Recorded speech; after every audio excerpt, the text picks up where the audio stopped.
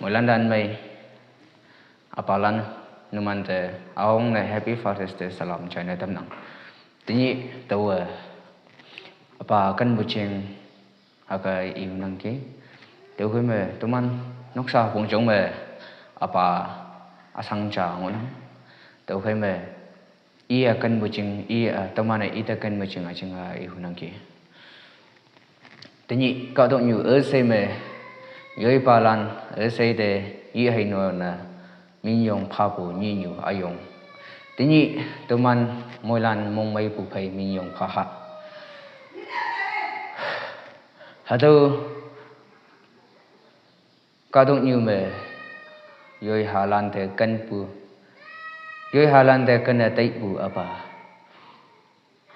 nang ya yang ka dong yen ching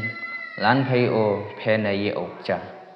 alau hong o ye nang apa nang kan bu tok de ka dong yu me ching na se apa nang ayena wang yak wang ay sing wai kai wang meng ya pui tui ling sang bu apa nang ya yang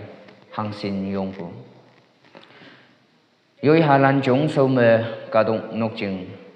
phan tai yo chung ka pe om ang pu phang me te ni tu man mong tu lui mai me ching nhoi tam apa wang sam phang me au yen chai kau ngai hilak pa mul man anio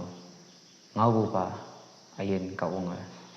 hilak pa mul man sit amen.